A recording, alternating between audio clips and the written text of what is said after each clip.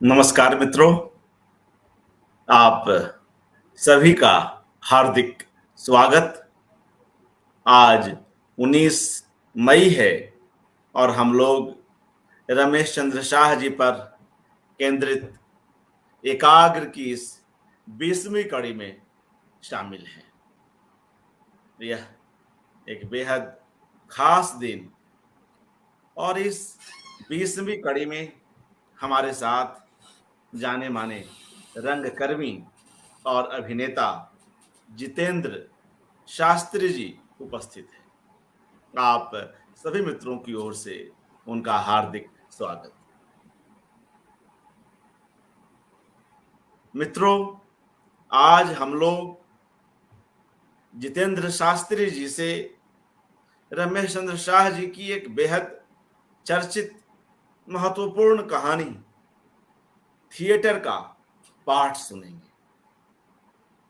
मगर उसके पूर्व एक और ऐसा अवसर है कि हम कुछ बातचीत कर लें।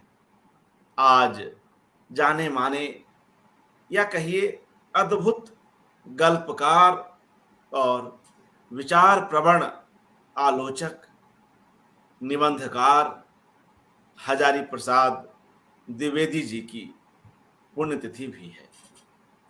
हम उनकी स्मृति को नमन करते हैं। उनकी कई कृतियों के साथ, उनकी कई रचनाओं के साथ हम बने चलते आ रहे हैं और एक बड़ा लेखक, एक युग प्रवर्तक लेखक हमेशा अपने शब्दों में धड़कता ही तो रहता है।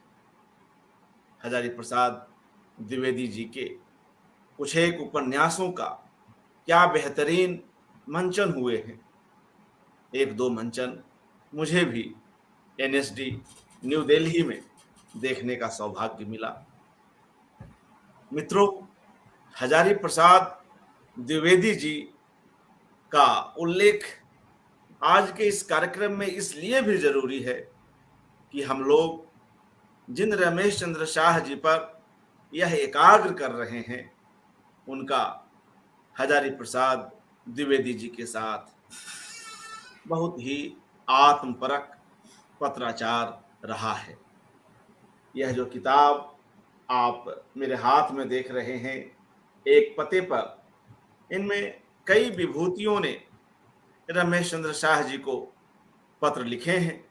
वे पत्र संकलित हैं। पुस्तक का नाम एक पते पर इसलिए है कि ये रमेश चंद्र शाह जी के यहाँ आने वाले पत्र हैं। इनमें वे पत्र संकलित हैं जो विभिन्न लेखकों ने और विभिन्न दूसरे विद्वानों ने उन्हें लिखे हैं।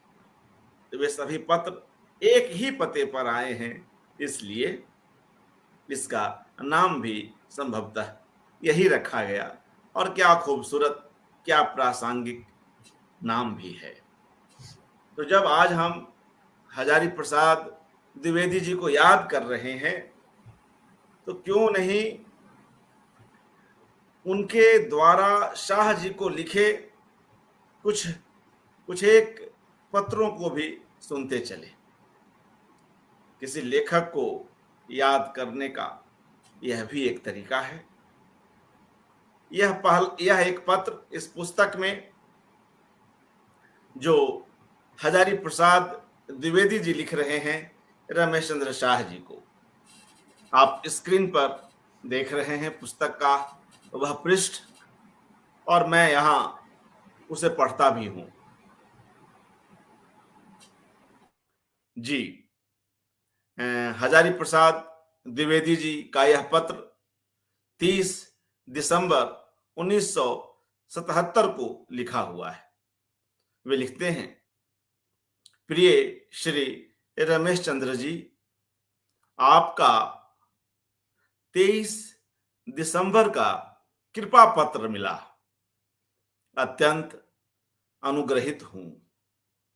आपने मेरे संबंध में और मेरी पुस्तक विचार और वितर्क के संबंध में जो बातें लिखी हैं, उससे मैं अपने को गौरवान्वित महसूस कर रहा हूं।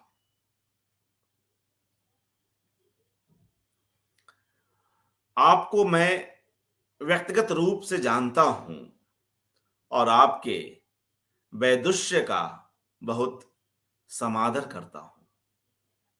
आपने इस प्रकार पत्र लिखा है जिससे लगता है कि मैं आपको जानता ही नहीं, जो केवल आपकी विनम्रता का परिचायक है।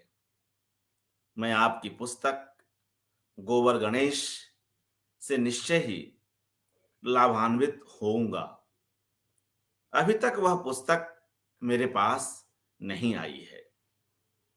आने पर अवश्य पढ़ूंगा और पढ़ने पर अपनी प्रतिक्रिया भी आप तक पहुंचा दूंगा। वैसे मैं जानता हूं कि वह अवश्य ही अच्छी होगी। मेरा स्वास्थ्य बिल्कुल ठीक है।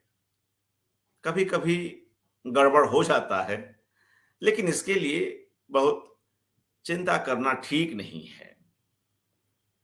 गुरुदेव के एक गान में है कि मैंने वीणा बनाई थी, बजाते बजाते कभी कभी तार भी टूट गए थे।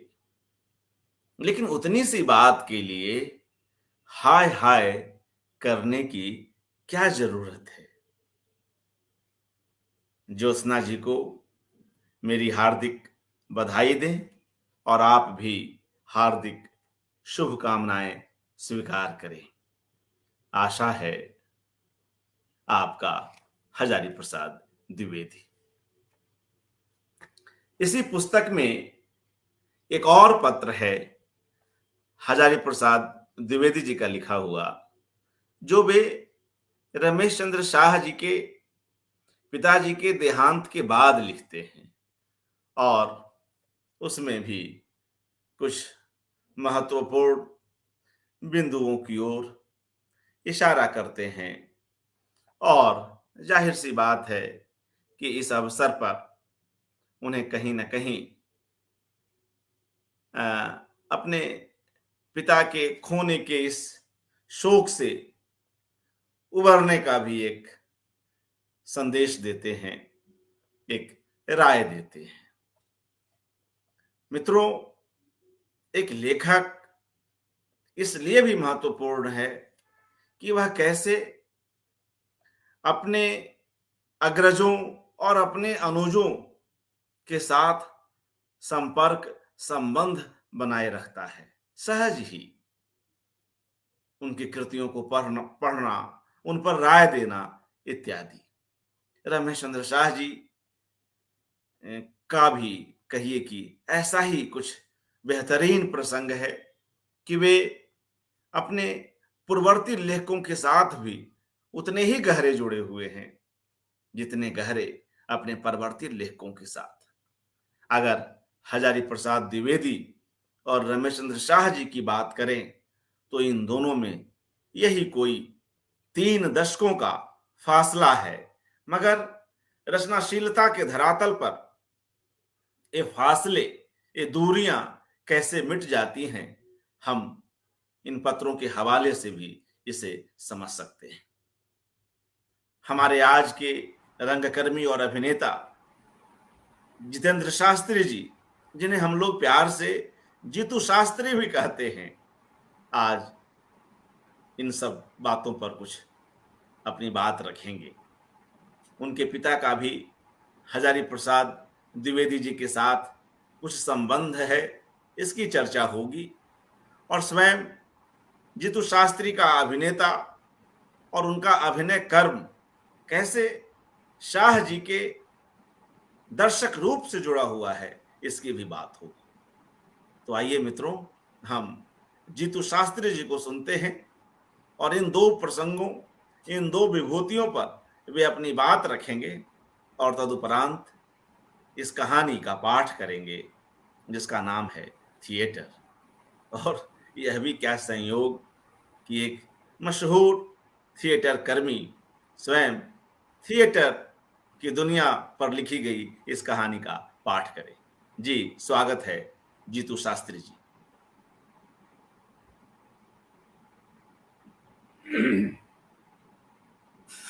सबसे पहले तो मैं आदरणीय पूजनीय रमेश चंद्र शाह साहब के जन्म दिवस पर ये जो 85 ईयर उनके बर्थडे को हुए हैं, उनके लिए बहुत बहुत अनंत शुभकामनाएं। एंड ही इज़ अ मतलब से मेरी मुलाकात लेकिन इतनी नहीं हुई, लेकिन भारत भवन के अंदर मैं उनका साक्षी रहा हूँ।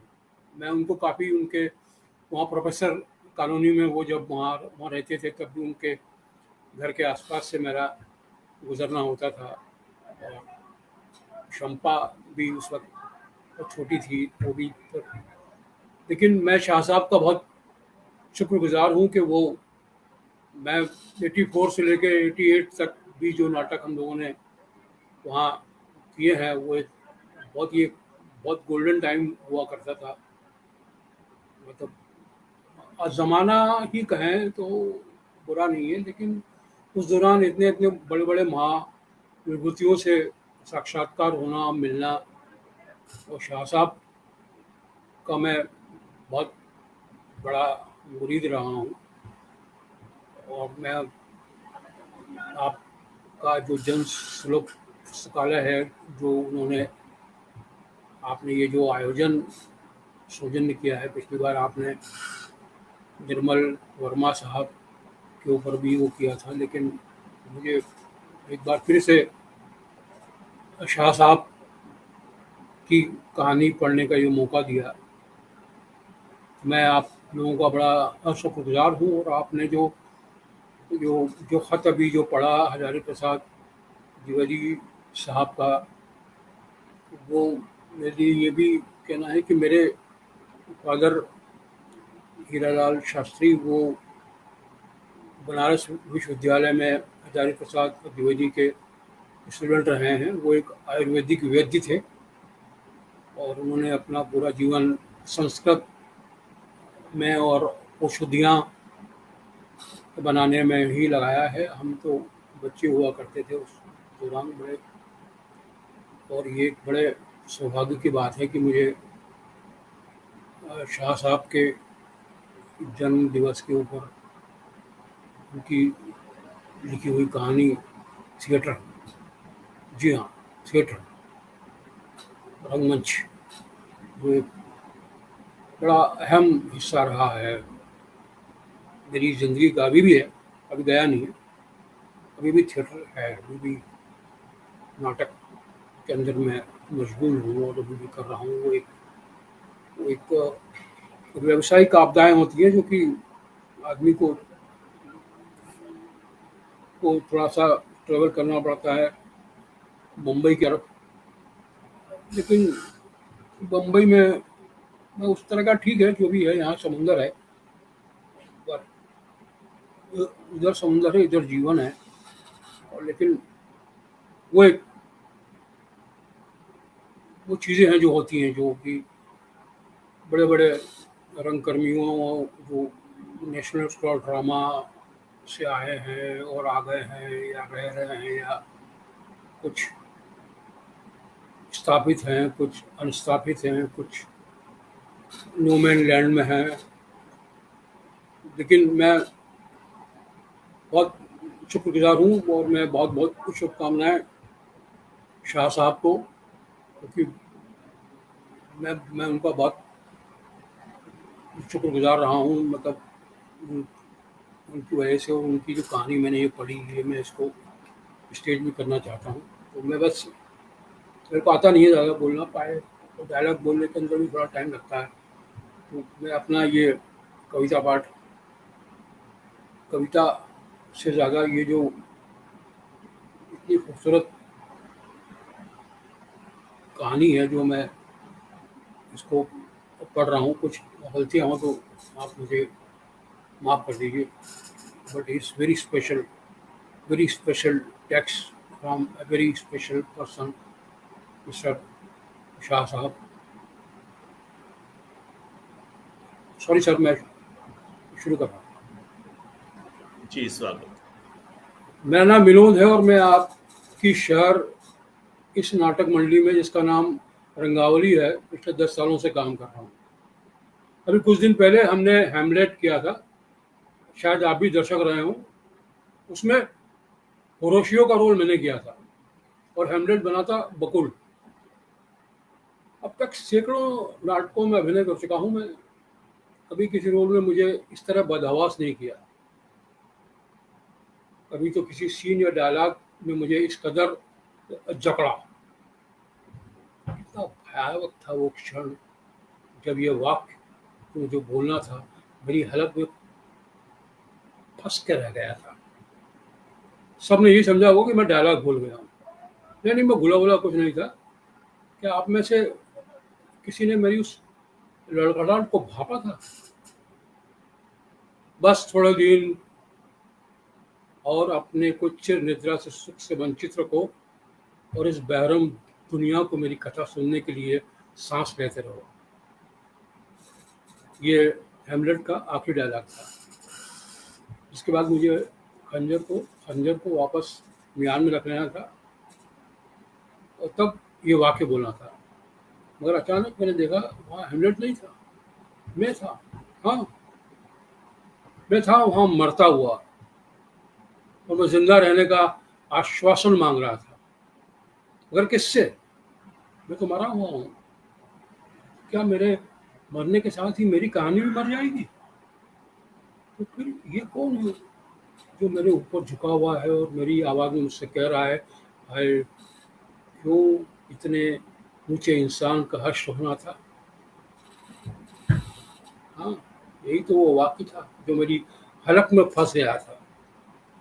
पसीना छूट गया था मुझे ये जुमला बोलते हुए। दरअसल उस वक्त मेरे भीतर एक दूसरा ही डायलॉग बज रहा था, नहीं बकुल नहीं, तुम कदापि नहीं हो सकते, ये तो मैं हूँ, मैं। और अभी मैं मरा नहीं हूँ, जिंदा हूँ उसकी कहानी कहने के लिए जो मेरा सगा और अभिन्न है। मगर आखिर में हूँ कौन? कैसा बदतमीज सा सवाल था ये, जो तब से मुझसे चिपका तो बस चिपका ही रह गया। मैं क्या करूं इस सवाल का जो हर कोई और नहीं, क्यों इसी को, क्या इसी को आइडेंटिटी क्राइसिस कहते हैं? क्या बकुल सही कह रहा था? क्या मतलब हुआ इसका? पिछले 10 साल में जिसने कभी अपने बारे में सोचा तक न हो, उसके साथ इसका भद्दा मजाक और क्या होगा? नहीं, ऐसे किसी संकट से मैं ग्रस्त होता सचमुच तो क्या मुझको पता नहीं होता? फिजूल बात है ये, बिल्कुल की अपनी मनगढ़ंत, मुझे डिमोरलाइज करने की। दरअसल होरेशियो कोई और था, मेरा कोई रोल नहीं था इस नाटक में। मैं बड़ी मुश्किल से मोहलत मिली थी मुझे इस नाटक को विशुद्ध दर्शकों की तरह बाहर से समझने की। मैंने मांग कर ली थी ये मोहलत और कुछ हफ्तों तक मज़ा लेता रहा रिहर्सल का।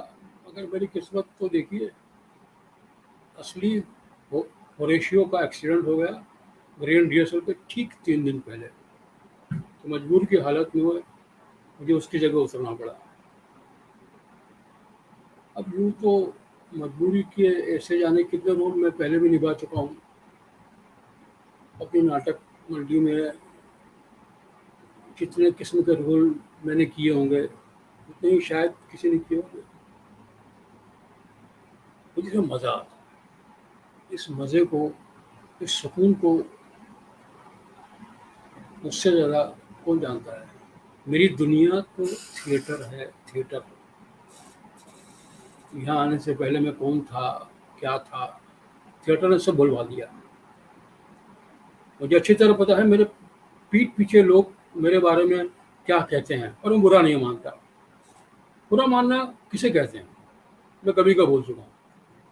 दरअसल मैं बहुत देर तक अपने आप में टिका नहीं रह पाता और अक्सर कोई और ही होता हूँ, मानो आदमी नहीं, गीली मिट्टी का लोंदा हूँ, 24 घंटे चाक पर चढ़ा हुआ नए नए आकारों में ढलता हुआ, ऐसे में किसका बुरा मानूं और कब तक?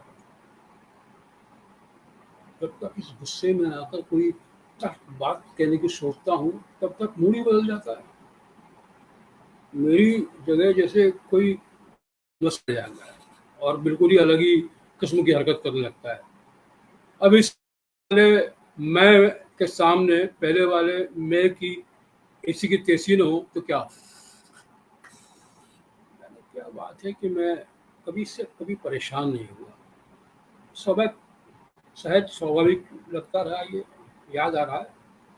एक बार डायरेक्टर बहंते जी ने खामोखा सबके सामने मुझे जलील कर दिया। मैं बुरी तरह भड़क गया और वॉकआउट कर गया।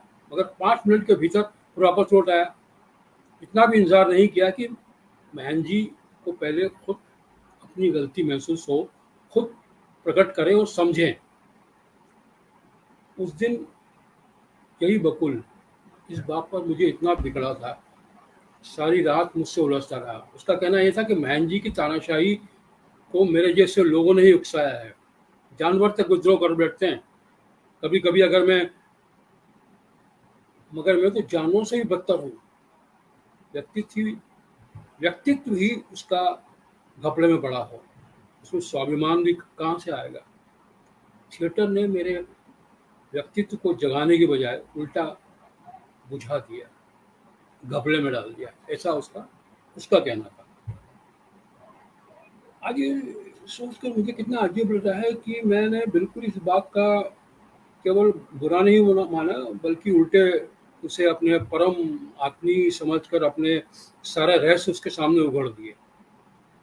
किस तरह थिएटर ने मुझे गड्ढे से निकाला,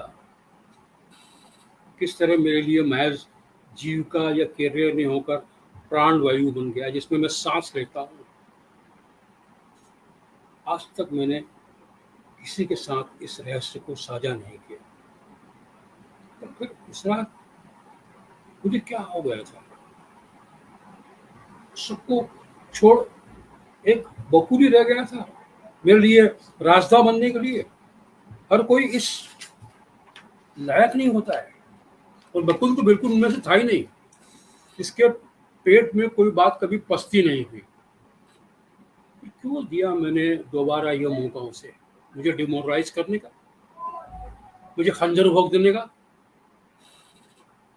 जैसे कि मैं आपको पहले भी बता चुका हूँ, मैंने हिरोशियो का रोल मिलना एक मेरा संयोग भर था। कुछ लोग होते हैं जो ऐसे वाहियात संयोगों से भी नियति का संकेत पढ़ लेते हैं।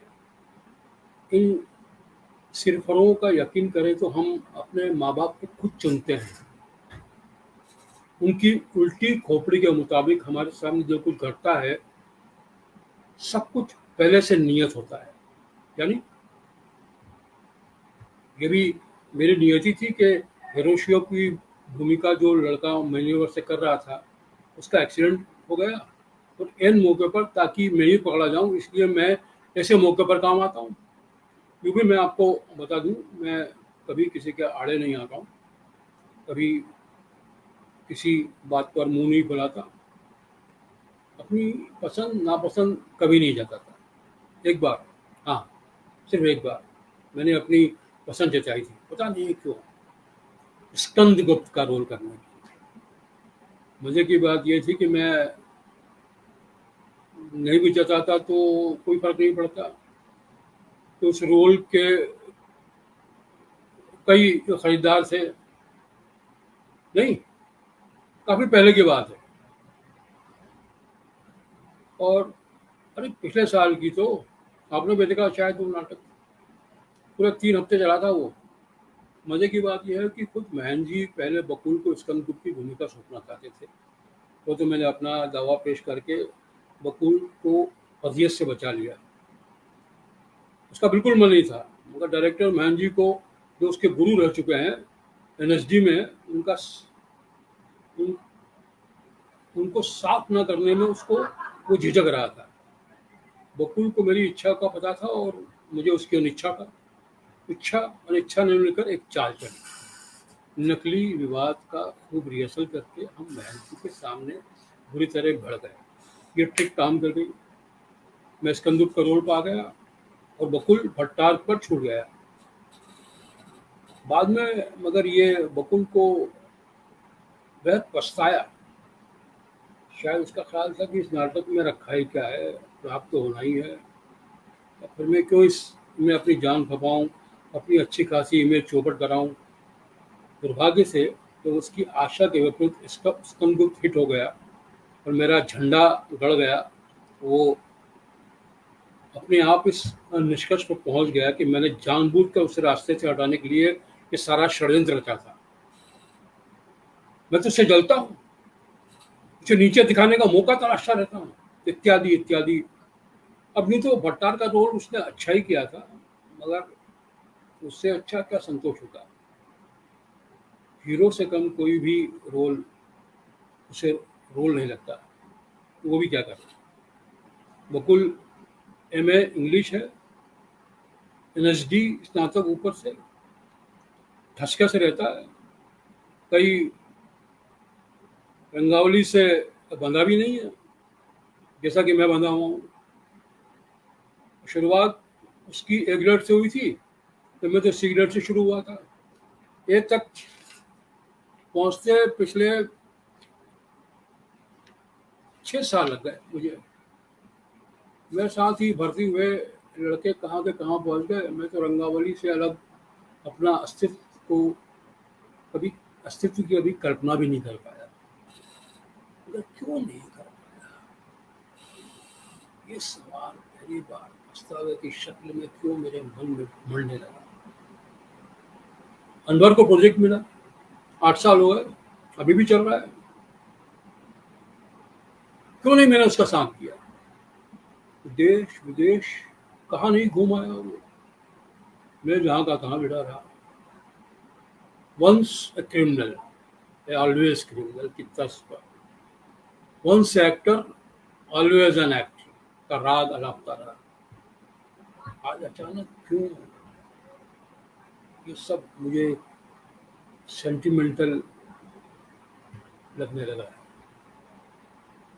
मुझसे कम से कम 5 साल छोटा होगा बकुल, मगर हर मायने में 5 साल आगे है मुझसे।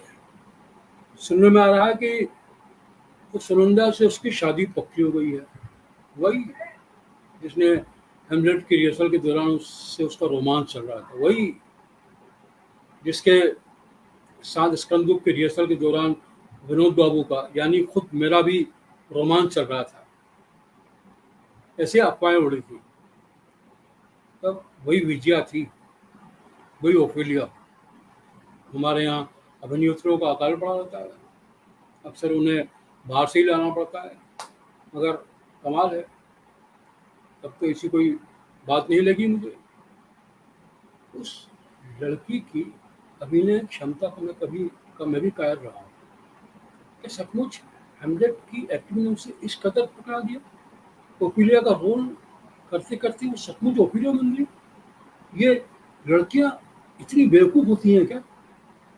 फालतू बात है ये, एक्टिंग से कुछ नहीं होता, और भी दूसरे प्लस पॉइंट होते हैं जिनकी लड़कियां खूब खबर रखती हैं और रखनी चाहिए।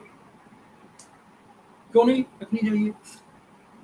थोड़ी देर के लिए मान लो हेमलेट की भूमिका मैंने की होती, तो क्या ये सहयोग बकुल की बजाय मेरे साथ घट जाता? पूछा तो महन जी ने भी पहले मुझसे ही था, बकुल उनका मुंह लगा है, फिर भी पहला ऑफर तो उन्होंने मुझे को दिया। मेरी अक्ल मार गई थी क्या? क्यों मना कर दिया मैंने हेमलेट का रोल करने से? क्या इसलिए कि मुझे विदेशी नाटक और उनके पूर्ण अनुवाद रास नहीं आते? हाँ, कहा तो मैंने यही था उनसे। थोड़े से उखड़ भी गए थे, मगर ईमानदारी की बात तो यह है कि असली कारण कतई नहीं था। असली कारण गहरा नहीं, दोहरा था।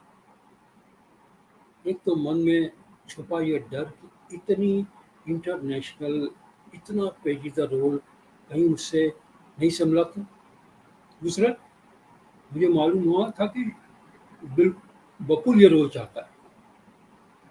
उसने जैसे मेरे लिए स्कंदूक छोड़ दिया था, वैसे ही अगर मैं स्वेच्छा से हेमलेट का रोल उसके लिए छोड़ दूँ तो मेरे लिए उदारता ही होगी। उसका अभी तुष्यकरण हो जाएगा। तब मुझे क्या पता था कि ऐसी नौबत आएगी और वो मुझे खामोखा हिरोशिया के रोल में उसका अब पिछलग्गू बनना पड़ेगा। रिहर्सल के दिन ये बात मेरे मन में उपजी। सचमुच का पछतावा भी कि क्यों नहीं मैंने हेमलेट का रोल खुद किया। ईर्ष्या जैसी भावना भी भीतर उठ सकती है, इसका पता भी उस दिन चला। बकुल सचमुच बेहद घबरा था हेमलेट के रोल में। मगर कोई और कई जगह मुझे लगा था कि इस तरह की हेमलेट के घट में बैठ सकता था, इस तरह बकुल नहीं बैठ पा रहा था। मगर अब हो क्या सकता था। अब तो हेमलेट वही था और मैं उसका पिछड़क हूँ। अचानक अपना साइड रोल मुझे एकदम बेमेल वाहियात सा लगने लगा। जीवन में पहली बार मैंने पाया कि मैं सहज अभिनय नहीं कर पा रहा हूँ। अजीब ढंग से सेल्फ कॉन्शियस और नर्वस महसूस कर रहा हूँ। तो वही होना था जो हुआ। पहले शो के दिन मैं सबसे नाजुक और निर्णायक बिंदु पर निहायत शर्मनाक ढंग से लड़खड़ा गया। और जैसे इतना काफ़ी न हो, दूसरे दिन मिलने पर उसने बिना कोई बात छेड़े खामोखा मेरे सिर पर अपना फार्मूला दिया मारा। इससे बढ़िया मौका उसे भला कब मिलता। वो तो जैसे किताब में बैठा हुआ था। भाप लिया था उसने कि इस वक्त मेरा मनोबल काफी गिरा हुआ है। मैं तो सन्न रह गया, मुंह से बोल ही नहीं फूटा जब मेरा रोम रोम उसकी बात का प्रतिवाद कर रहा था। यही है आइडेंटिटी क्राइसिस। उसने मुझसे कहा था, यही है तुम्हारा असली रोग, जो तुम्हें मनुष्य होने तक, जो तुम्हें महसूस होगा महसूस होना बंद हो गया है। यही है तुम्हारा असली रोग, जो तुम्हें महसूस होना बंद हो गया है। मुझे मालूम था कि एक दिन तुम्हारे ये स्नायु तंत्र जब भी खतरे की घंटी बजाएंगे तब तुम्हें पता चलेगा। कल रात यही हुआ और बहुत अच्छा हुआ। तुम्हें इसी तरह की शौक की जरूरत थी। क्यों क्यों नहीं कर सका मैं उसका मुंह बंद। अगर वो सचमुच गलत है तो चुप क्यों लग गया मैं। कैसे झूल गया मैं चुपचाप उसके इस आरोप को कि थिएटर के साथ मेरा रिश्ता बहुत ही यानी कि मॉर्बिड है। क्या मतलब है इसका। नाटक आदमी खुले में खेलता है। खुले मंच पर ही उसका खुले मंच पर वो उसे देखता भी है।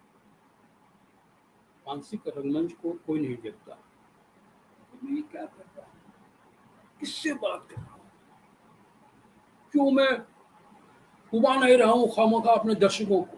क्यों मैं खामोखा अपने दर्शकों को पाठक बनाने पर उतला हुआ हूँ इतनी देर से। हेमलेट अभी चल रहा है आपके शहर में रोजाना, आप देख सकते हैं। आप भी उसमें हिरोशिया के रोल में, आप भी देख सकते हैं मुझे उसमें हिरोशिया के रोल में। यकीन दिलाता हूँ आपको, अब मैं बिल्कुल नहीं लड़ पाऊंगा। अब मैं हिरोशिया हूँ 100%। मगर हिरोशियो, आप कहेंगे हिरोशियो तो बड़ा से पड़ता खुद अभिन्न की नजरों में उसी की कथा सुननी है, आपकी नहीं। फिलोसोफर कथावाचक बनेगा, ये कैसी उल्टी बांसी। हाँ, तो मैं आपको बता रहा था ना कि अगर मैंने महन जी का कहना मानकर हेमलेट का रोल खुद ही ले लिया होता, ये नौबत नहीं आती। तब तक उस रात उस तरह लड़खड़ाने का कोई सवाल ही पैदा नहीं होता था। अगर मैंने क्यों नहीं लिया वो रोल, ये क्यों भरोसा नहीं था अपने ऊपर। बहन जी का तो था, मगर मुझे मुझे नहीं था। मुझे बकुल पर भरोसा था। क्यों? क्योंकि बकुल सही कहता था, और जिसने इतने वर्षों में आत्मविश्वास समझता आया था, मात्र आत्मस्मरण का। मेरे पास स्मरण अपने लायक आखिर था ही क्या। बकुल और अनवर के फैमिली बैकग्राउंड से जब अपनी फैमिली बैकग्राउंड की तुलना करता हूँ तो एक बात समझ में आती है, बस ये है कि एक सेल्फ मेड होने कतई काफ़ी नहीं होता है। असली आत्मविश्वास उस प्यार और भरोसे से पैदा होता है जो बचपन में हमें अपने माता पिता से मिलता है। तब अगर वो नहीं मिला तो फिर कभी किसी को कुछ नहीं मिल सकता। तब जो गांठ मन में पड़ जाती है वो खुलकर भी नहीं खुलती। माना मैंने पढ़ने से हमेशा जी छुड़ाया, माना मेरे दोनों बेहद भाई होशियार निकले, माना मैं बचपन में बहुत ही बुरी सोहबत में पड़ गया था, माना मैंने अपने माँ बाप को बहुत सताया, तो क्या इस सब के लिए मैं ही जिम्मेदार था। स्कूल से अगर भागता था तो इसमें स्कूल का कसूर नहीं था। लगता है जैसे अक्षारंभ में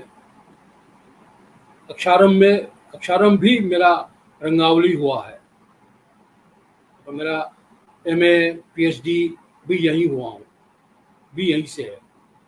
क्या यही मेरी नीयत थी कि 20 बरस की उम्र में मेरी जिंदगी की शुरुआत, और वो भी थिएटर में। आइडेंटिटी क्राइसिस अगर थी तो वो भी किससे, बहन जी और उनके थिएटर ने मुझे उभारा।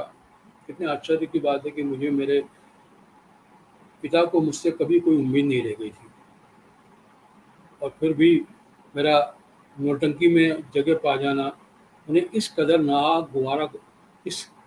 नागवारा गुजरा कि उन्होंने मुझे त्याग ही दिया।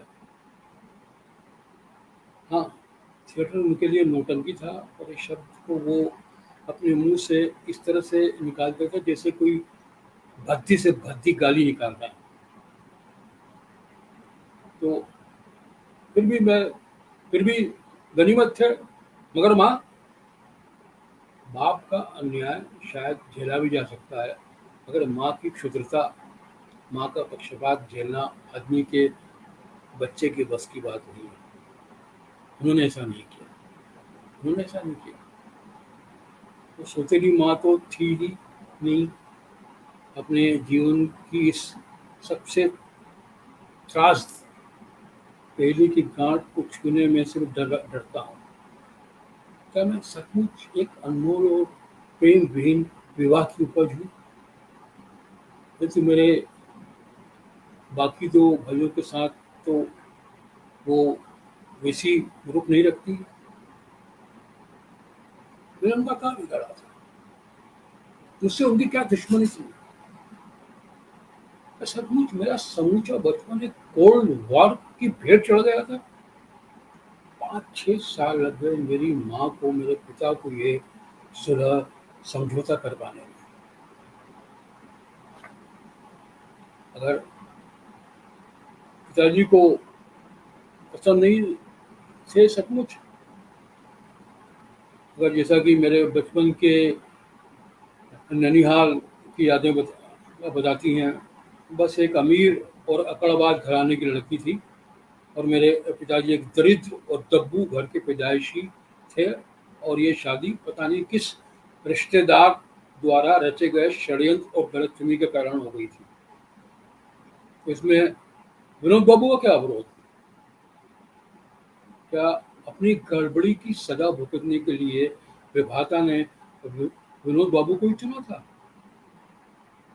विनोद बाबू अंधाधुंध क्यों पीटने लगे? वे उज्जड़, बदतमीज और आवारा कैसे बन गए? उनमें क्रिमिनलाइज टेंडेंसीज क्यों देखी जाने लगी? कुछ वजह तो होगी आखिर इन सब की। उसे समझने की कोशिश क्यों नहीं की गई? क्या वे सचमुच अवांछित संतान थे?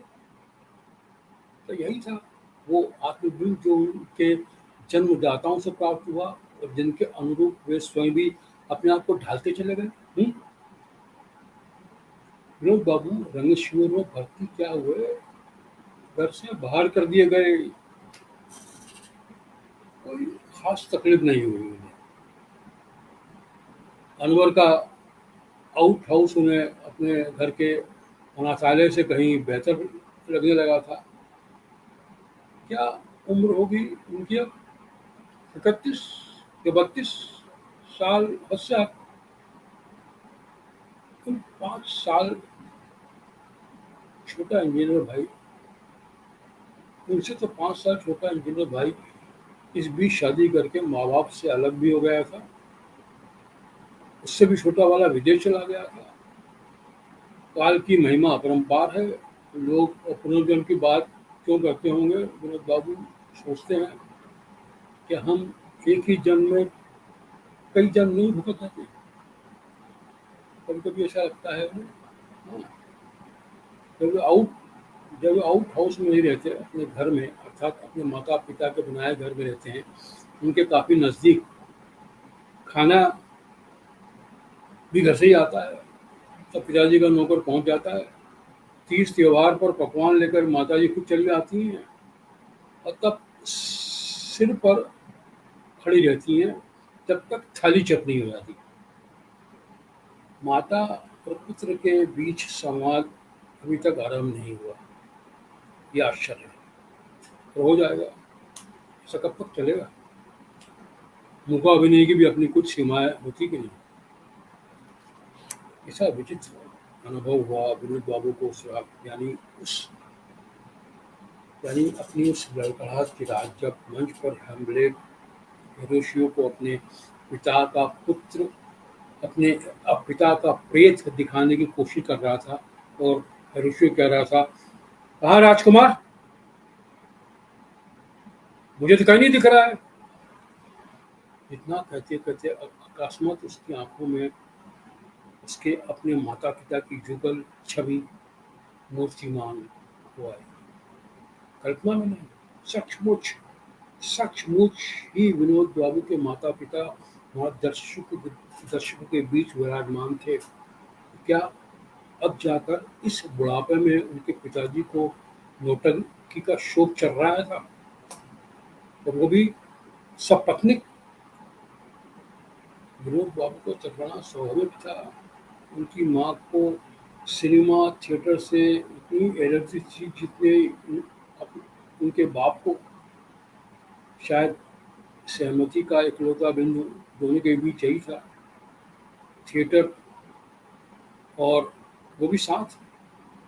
क्या सूझी होगी इस बुढ़ापे में ये एक और रिकॉर्ड बनाने की।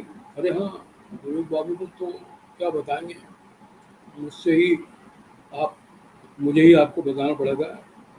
एक मज़ेदार बात यह है कि स्कंदूर की तारीफ किसी अखबार में पढ़ने के बाद विनोद बाबू के पिताजी ने अपने पुत्र को एक लंबी चिट्ठी लिखी। चिट्ठी क्या थी? पूरा अखबार था। क्या वही से बर्फ पिघलना शुरू होगी? मैं कह नहीं सकता। विनोद बाबू भी, मेरा ख्याल है, शायद ही बता पाए। उन्हें क्या लगा होगा माता पिता के साथ देखकर, वो भी थिएटर में? ये भी वही जाने। कहीं वे इस उम्मीद में तो नहीं आए थे कि स्कंदूर का हीरो हेमलेट में भी हीरो ही होगा। काशी निराश हुई होगी तब काशी निराशा हुई होगी तब उन्हें अपने पुत्र को हीरो के रूप में न देखकर। ओहो, what a noble mind is here overthrown. हाय, क्या इतने ऊंचे इंसान का यही हश्र होना था, यही नहीं था वाक्य। बस रात मेरी जुबान पर लड़खड़ाता था, क्या इस वाक्य को सुनने के लिए तड़प रहा था हेमलेट? क्या यही उसकी अंतरकथा, जिसे दुनिया को सुनाने के लिए हिरोशियो को जिंदा रहना जरूरी समझाया गया? तब से इस स्वर्ग में पड़ा हूँ कि हेमलेट को इतना तो पता ही था कि हिरोशियो उसके बारे में क्या सोचता है। दुनिया को बताना क्या जरूरी था? अरे दुनिया की ऐसी की तैसी दुनिया की राय कि आखिर इतनी फिक्र क्यों थी हेमलेट को? क्या यही एक महादंडनीय मोह नहीं है, अपनी इमेज को बचाए रखने का मोह? मरते मरते भी आदमी इस मोह से नहीं उबर सकता। विनोद बाबू क्या तो सोचना शुरू कर दिया, तो वे भी यही सोच सकते हैं कि क्या मेरी भी कोई इमेज है जिसे बचाने की फिक्र मुझे हो सकती है।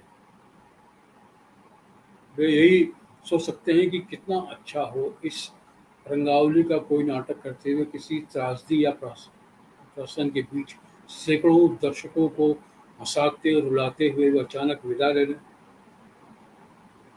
उन्हें पता तक न चले और वे एक जगमगाते हुए मंच में सीधे ऊपर स्वर की उड़ान भर लें। उन्हें मौका न मिल पाए किसी हिरोशिया से चिरोरी करने का। बस एक तुम ही हो जो मेरी कथा इस पूर्ण संसार के सामने पेश कर सकते हो और मेरी छवि चमका सकते हो। अव्वल तो उन्हें हिरोशिया से मिलना था। ज़्यादा से ज़्यादा कौन मिला सकता है? भट्टार, यानी बकुली ना। अच्छा हुआ कि मैं हेमलेट नहीं हूँ,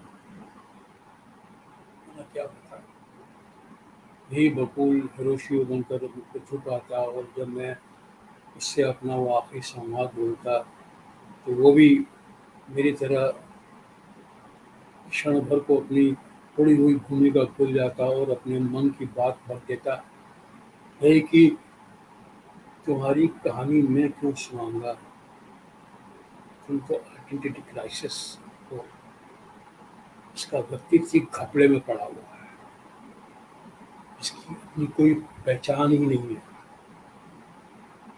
उनकी इमेज क्या और स्टोरी क्या?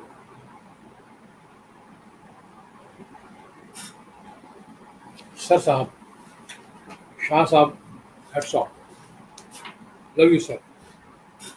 ऑलवेज थोड़ा सा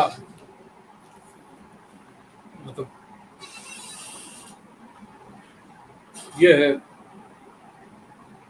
but I am so thrilled to read this story, this beautiful कहानी of the subtext of the एक मंडली में एक, क्योंकि I work in the lots of theater in the Rangmandal Bharat Bhavan and National Institute of Drama, and I work lot in the traveling with big stage के अंदर एक एक्टरों के बीच में क्या चलता है, ये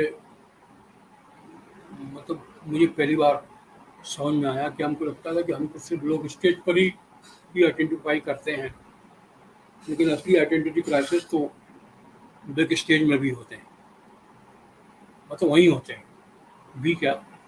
बट थैंक यू शाह साहब एंड जन सुलभ पुस्तकालय, तो थैंक यू सो मच, बहुत अच्छा लगा।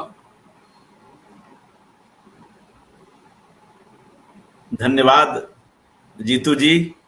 जितेंद्र शास्त्री जी इस कहानी के इतने प्रभावी पाठ के लिए और इसके लिए समय निकालने के लिए, और कोई भी रंगकर्मी मित्रों जब किसी कहानी को तैयार करता है, उसे परफॉर्म करता है, तब उसके पहले वह काफी तैयारी करता है। जितेंद्र शास्त्री भी ऐसी ही सघन तैयारी में विश्वास रखते हैं, और आज हमने उनके इस पाठ में भी इसे महसूस किया। मित्रों, रमेश चंद्र शाह जी की यह कहानी थिएटर उनके इसी नाम से आए संग्रह में संकलित है। थिएटर, इस संग्रह में उनकी कुछ और कहानियां हैं जिनके नाम ले लूं। थिएटर, डॉन क्विक जोट, कथावाचक, गांठ, मैं और असीम, पक्ष, बुद्धिजीवी, उसका सच, अजान से पहले, जानकी, कोई और नहीं, मुझे अच्छी तरह देख, आज की तारीख में। और मित्रों मैं यह भी बतला दूं कि मुझे अच्छी तरह देख कहानी का पाठ समता सागर जी ने कुछ दिन पूर्व किया था। आप जनसुलभ पुस्तकालय के इस फेसबुक पेज पर या इसके यूट्यूब चैनल पर जाकर उसे भी सुन सकते हैं।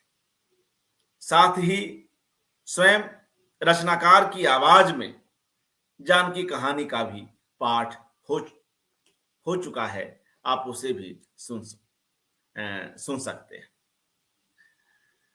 जितेंद्र शास्त्री जी, रमेश चंद्र शाह जी की प्रतिक्रिया आ रही है शंपा शाह जी की वॉल की ओर से। शाह साहब लिख रहे हैं, कितना अच्छा लगा तुम्हारी आवाज में अपनी कहानी को सुनना, कितने वर्षों बाद। हमारे लिए खुशी की बात है कि शाह साहब समय निकालकर इन सभी कड़ियों को सुन रहे हैं। प्रभा मिश्रा जी की प्रतिक्रिया आ रही है, बहुत अच्छा सुनने को मिला।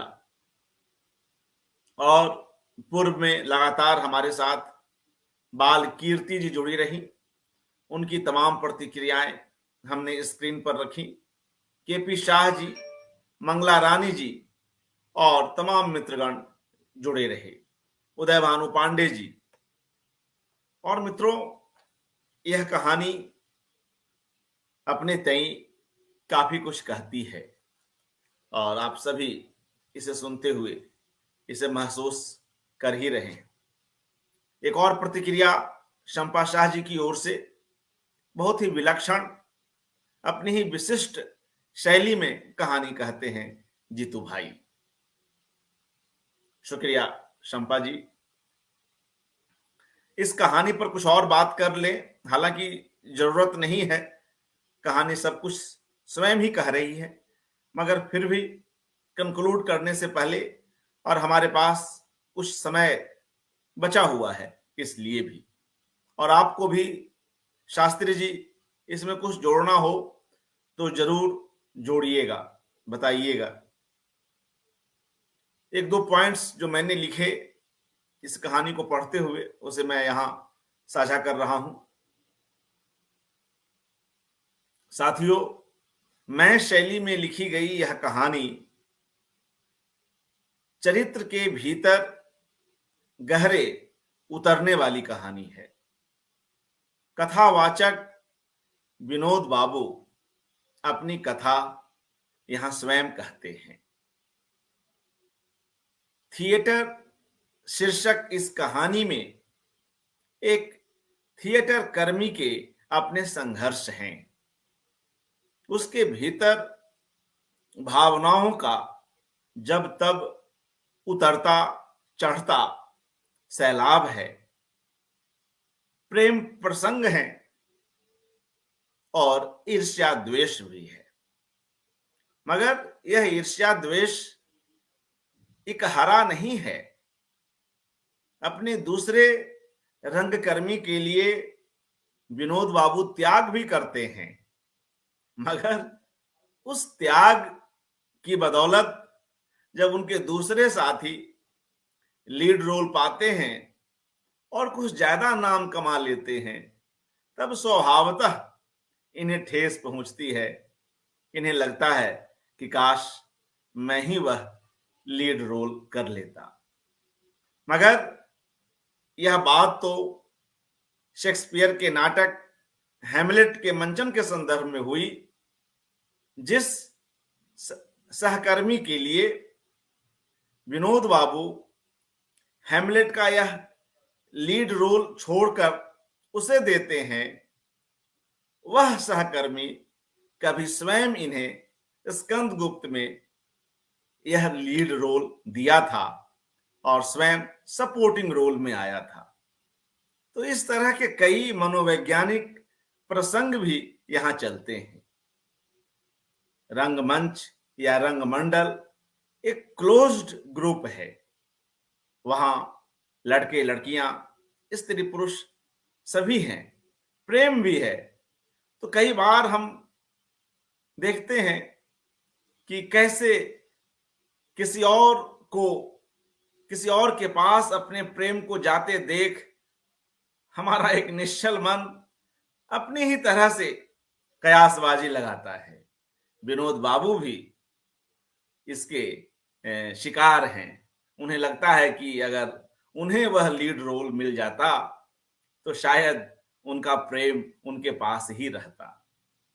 तो इसमें करुणा भी है, दर्द भी है, और इस बचकानेपन को उभारता हुआ लेखक मनुष्य के उस बेसिक इंस्टिंक्ट को पकड़ने की कोशिश करता है जो हमारे भीतर रहता ही है।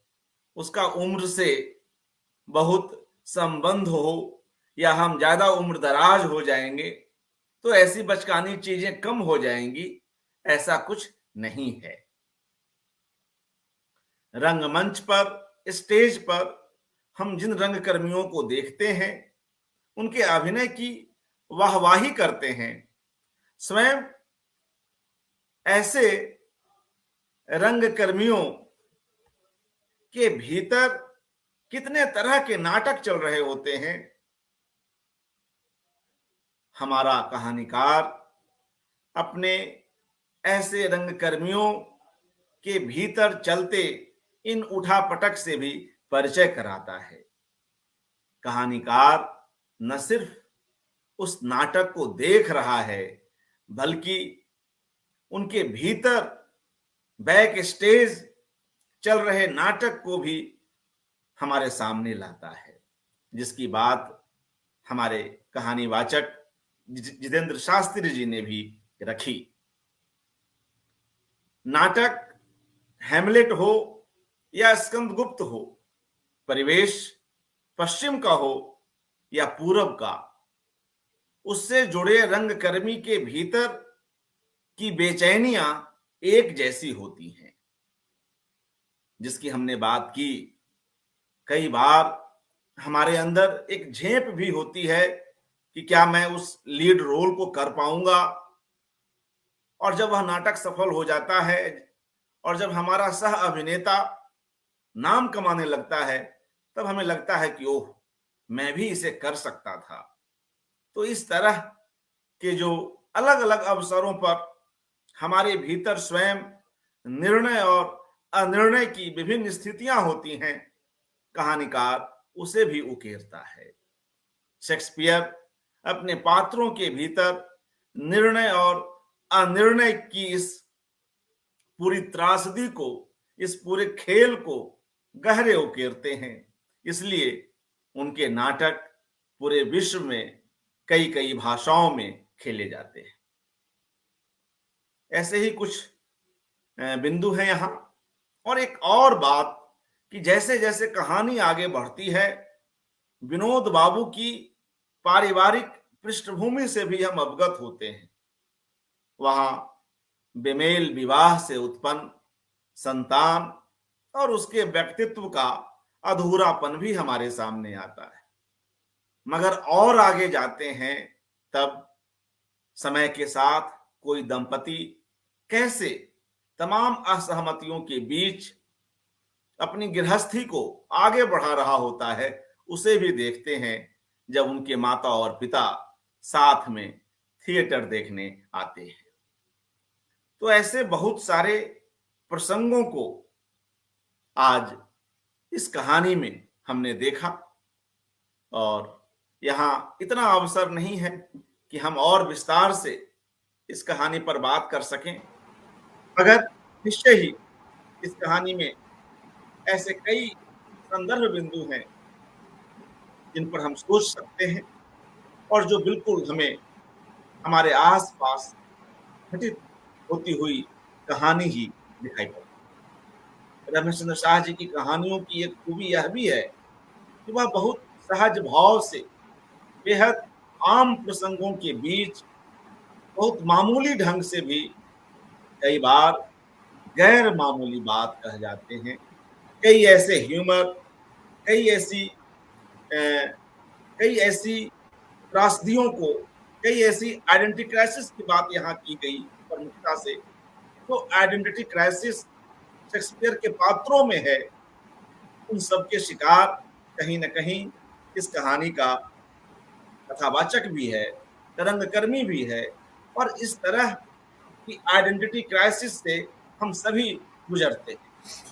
यहाँ पर हम प्रसिद्ध नाटककार मोहन राकेश के नाटक आधे अधूरे को भी याद कर सकते हैं। उन्होंने तो क्या खूबसूरत नाटक लिखा है शास्त्री जी, आधे अधूरे, जिसके बारे में आप हमसे बेहतर ही जान रहे हैं, आपने उसे मंचित भी किया होगा। तो यह उन तमाम प्रसंगों के बीच कई महत्वपूर्ण बिंदुओं की ओर इशारा करती हुई कहानी है। तो मुझे लगता है कि यह बातचीत और यह कार्यक्रम हम यहाँ पर समाप्त कर सकते हैं। जीतू शास्त्री जी कुछ और कहना चाहें, कोई concluding remark? No, thank you so much, sir. जन सुलभ पुस्तकालय एंड आई एम शाह साहब का मैं बड़ा बड़ा शुक्रगुजार हूँ कि उन्होंने उनकी ये रचना, मतलब उन्होंने, मतलब क्या, मतलब होता है कि एक राइटर होते हैं, कुछ कहानीकार होते हैं, लेकिन एक्टर जब के लिए कहानी इतनी इम्पोर्टेंट होती है, वो भले ही निर्मल वर्मा साहब हो या हमारे आदरणीय शाह साहब, जो जिनकी नज़र नाटक पे तो होती है, लेकिन उसके अलावा नाटक के बाद की जो जिंदगी जो रंगमंच के एक्टर जो जीते हैं, उनकी जो जो जो कथा है, उनकी व्यथा है, उसको उन्होंने जिस तरह से इस कहानी में जो लिखा है, मैं आई लव दिस। शाह साहब, I love you so much from very long time, and thank so much sir, thank you so much sir, and thank you जी, थैंक्स अलॉट जीतू शास्त्री जी। और मित्रों, यह जो बार बार घपले की बात की गई, कथावाचक के व्यक्तित्व में जो किस तरह के घपले हैं, और उसके बहाने कई बार करुणा और कई बार ह्यूमर दोनों लाए गए। मैं कार्यक्रम के अंत में इसी कहानी की इन दो पंक्तियों के साथ यह कड़ी समाप्त करना चाहूंगा। कहानी की वे पंक्तियां हैं: नाटक आदमी खुले में खेलता है, नाटक आदमी खुले में खेलता है, खुले मंच पर ही वह उसको देखता भी है, मानसिक रंगमंच को कोई नहीं देखता, मानसिक रंगमंच को कोई नहीं देखता। रमेश चंद्र शाह इस कहानी में उसी मानसिक रंगमंच को दिखाने का काम करते हैं। तमाम मित्रों का हार्दिक धन्यवाद। जितेंद्र शास्त्री जी, शुक्रिया, शुभ रात्रि। Thank you sir, thank you, शुभ रात्रि।